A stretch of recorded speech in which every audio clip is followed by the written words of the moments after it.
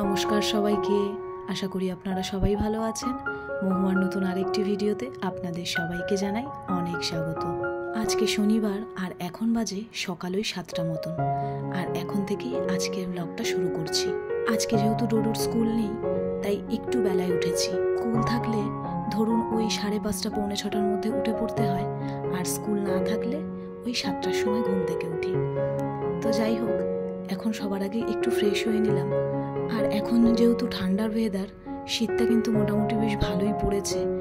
আর এইবার তো শুনছি নাকি খুব ভালো ঠান্ডা পড়বে। যাই হোক, শীতকালটা আমার খুব পছন্দের, ভালো লাগে আমার। কারণ এই একটা সময় যখন মানুষ একটু মন খুলে খাওয়া দাওয়া করতে পারে, ঘোরাফেরা করতে পারে, আর তারপর রান্না করতে পারে। রান্নার কথাটা এই কারণেই বললাম, কারণ গরমকালে যেমন একবেলার রান্না ওবেলা নষ্ট হয়ে যাবার ভয় থাকে, শীতকালে কিন্তু এই ঝঞ্ঝাটটা থেকে মুক্তি পাওয়া যায়। বিশেষ করে আমার কি হয় জানেন তো, আমি রাত্রিবেলা এই শীতকালে সকালের ব্রেকফাস্টের সবজিটা বানিয়ে রাখতে পারি। আমার ভীষণ হেল্প হয়, একটু রাত করে বসাই, তাহলে সকালবেলা মানে কোনো চাপটা থাকে না আর কি। তো ওই জন্য আমার শীতকালটা আরও অনেক কারণে ভীষণ প্রিয়। যাই হোক, এখন সকালবেলা ওই যে ড্রিঙ্কটা বললাম আজকে 1 সপ্তাহ ধরে ট্রাই করছি, ওইটাই খেয়ে নিলাম। আর ভীষণ টক জানেন তো। তো রাত্রিবেলা মাকে ঘুমানোর সময় হাতে ওই জায়গাটা মানে কভার করে ব্যান্ডেজ করে শুতে বলেছে, তো আমি করে দিচ্ছি এখন। আর এখন চা খেয়ে নেব। মা আর বাবাকে আগে এখন চাটা দিয়ে দিই, যেহেতু আমি এই ড্রিঙ্কটা খাই, তো সেই জন্য মা বাবা আগে চাটা খেয়ে নেয়, পরে আমি চা খাই। চলুন, চা তো খাওয়া হয়ে গেছে, এখন বাসি রুমগুলো ভালো করে ক্লিন করে নিই। মা বলে জানেন তো, যে আমাকে এখন একটু একটু করে তুই কাজ করতে দে, মানে ডান হাতে যতটুকু আমি পারি, কারণ তুই চলে তো যাবি, তখন আমার অনেকটাই অসুবিধা হবে। কিন্তু আমি এখন করতে দিই না। তবে হ্যাঁ, মেন যে কাজটা রান্না করা সেটা মা করে দেয়, তো তার জন্য আমার অনেকটাই হেল্প হয়। আর দেখুন, প্রত্যেকটা ঘরের বেড ক্লিন করা হয়ে গেছে, আর বাবার ঘরের রুমেরটা তো বাবাই করে নেয়।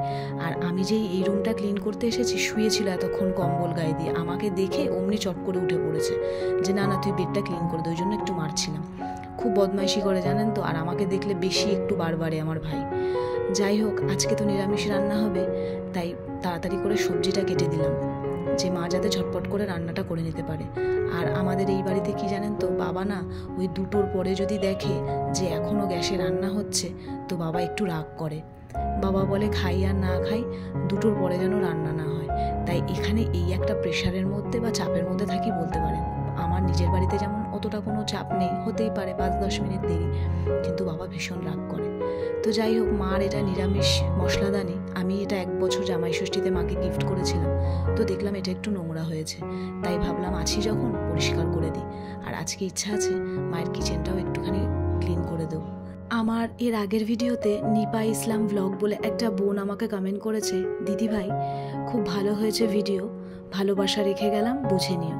অবশ্যই বুঝে নেব। তোমাদের এই রকম ভালোবাসা, তোমাদের এই একটা কমেন্ট আমাকে ভীষণ মানে আমাকে ভালো রাখে। আমি অনেকটাই পজিটিভ এনার্জি পাই, খুব ভালো লাগে আমার। এইভাবেই পাশে থেকো, এইভাবেই ভালোবাসা দিও। Thank you so much. মাকে না এখানে বেলটা লাগিয়ে দিয়েছি, কারণ মাকে একদম হাতটা ঝুলিয়ে রাখতে না করেছে, সেই জন্য। তো এই হচ্ছে টিনু, এর নাম। এ হচ্ছে আমার মাদের এই পাশের ফ্ল্যাটেই থাকে। তো ভীষণ ভালোবাসে আমার মাকে, মানে আমার মাকে চোখে হারায়ও। আর এখানে আসে, এখন যেহেতু ডোডো আছি, আমি আছি, মানে আমাদেরকে ছাড়াও ওর চলে না। আর আমার ছেলেকে তো সব সময় ওর মানে ঘরে গিয়ে খেলতে হবে, তো এখানে আসে, খেলা করে, বদমাইশি করে।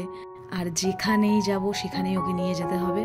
আর এই যে এখন বলছে ওকে কোলে করে নিয়ে ঘোরাতে হবে, ঘোরাবো। আর আবার বলছে, এই করে মায়ের ওখানে দিনগুলো কাটছে।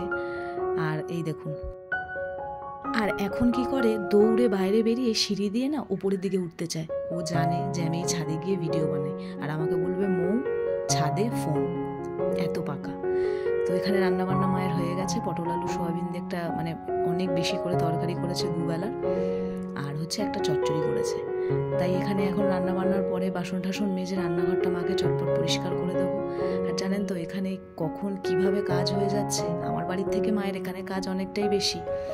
মায়ের সাথে গল্প করতে করতে, কথা বলতে বলতে ঘরের কাজ হয়ে যাচ্ছে, খাওয়া দাওয়া হয়ে যাচ্ছে। যখন আমি চলে যাব তখন মায়েরও অনেকটা অসুবিধা হবে, আর আমারও হবে, যেটা হয় আমাদের মেয়েদের বাপের বাড়িতে আসার পরে, মানে যাওয়ার পরে প্রচণ্ড অসুবিধা হয়। আমি এত কাছে থাকি, আমার তো অসুবিধা হয়, আর আমি ভাবি যারা দূরে থাকে তাদের কতটাই না অসুবিধা হয়।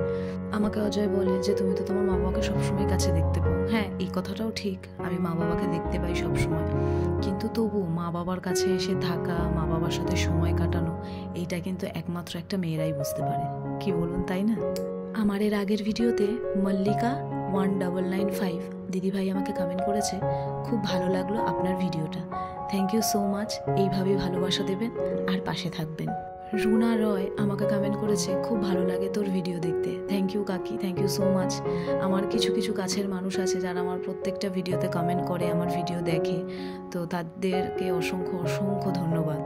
তো এদিকে ঘরের সমস্ত কাজ সেরে চটপট করে স্নানটাও করে নিয়েছি, আর এখন খাওয়া দাওয়া করব। মা কিন্তু অলরেডি ভাত বেড়ে দিয়েছে।